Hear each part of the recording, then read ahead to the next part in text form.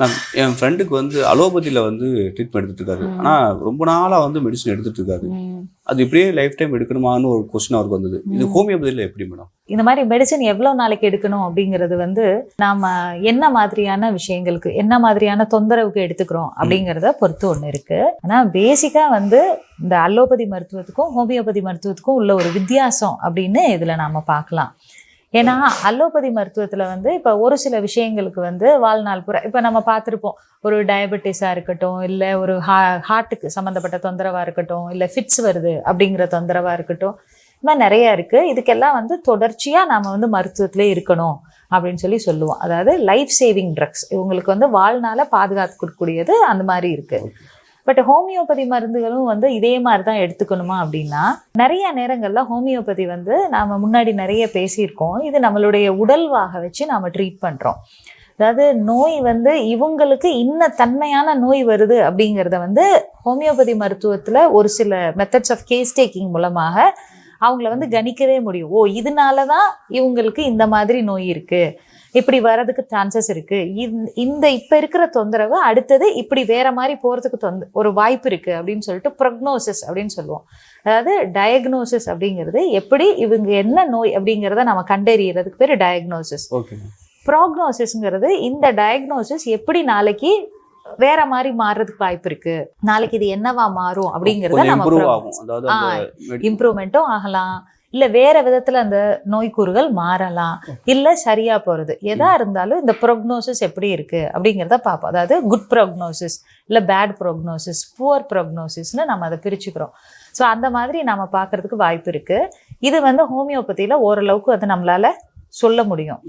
ஏன் அப்படின்னா அதோட கேஸ் டேக்கிங் மெத்தட், ஒரு மனிதரை ரொம்ப டீட்டெயில்டாக கேஸ் டேக்கிங் எடுக்கிறோம். பொதுவாகவே நிறைய பேர் சொல்லுவாங்க, ஹோமியோபதி டாக்டர்கிட்ட போனால் ரொம்ப நேரம் வெயிட் பண்ண வேண்டிய இருக்குது, அவங்க நிறைய பேசுவாங்க, நிறைய கேள்வி கேட்பாங்க அப்படின்னா இதுதான் காரணம். ஒரு மனிதரை அவருடைய உடல்வாக புரிஞ்சுக்கிறது அப்படிங்கிறது வந்து ஒரு ஈஸியான விஷயம் கிடையாது.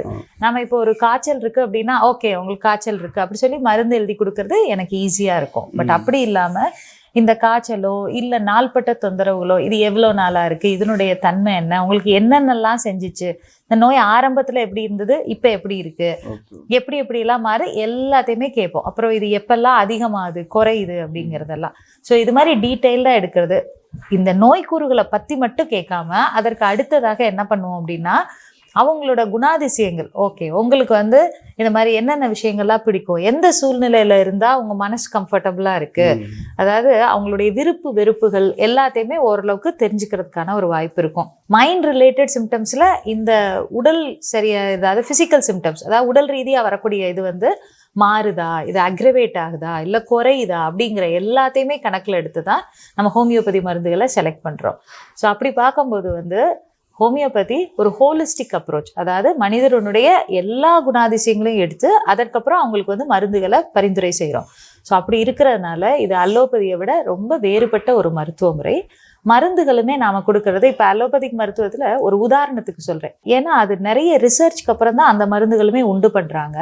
இப்போ ஒரு பேராசிட்டமால் 500 மில்லிகிராம் நம்ம நார்மலாக ஒரு தலைவலி காய்ச்சல்னு வந்தால் போட்டுக்கிறோமே, அந்த மாதிரியான மருந்து கூட ஆஃப்டர் அ லாங் ரிசர்ச் நீங்கள் தொண்டையில் இறங்கும் போது இந்த மாற்றம் உண்டு பண்ணும், அது இந்த மாதிரி ஆகும். நம்மளுடைய இறைப்பையில் போனோன்னா அது இந்த மாதிரியான மாற்றம் ஆகும்.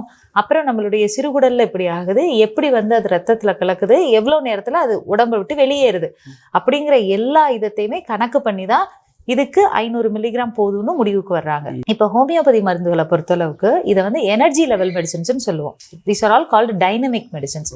ஸோ இதை வந்து நாம் சின்ன சின்ன உருண்டை மாத்திரைகளாக இருக்கிறத எடுக்கும்போது அது வந்து நம்மளுடைய நரம்பு மண்டலங்கள் அப்படின்னு நாம் காமனாக சொல்கிறோம். ஏன்னா எனர்ஜி அப்படிங்கிறது வந்து எனர்ஜி லெவல்லே அப்சார்ப் ஆகுது. இது இறைப்பையில் போய் விழுந்து செரிக்கிறது கிடையாது. ஸோ அப்போ இது வந்து வேலை செய்யக்கூடிய விதமே வேறு மாதிரி இருக்குது. ஸோ இந்த விதத்துலேயும் வந்து அலோபதி மருத்துவ முறையோ மற்ற எந்த மாற்று மருத்துவ முறையோட ரொம்ப வித்தியாசமான மருந்துகளாக இது இருக்குது. Okay, super.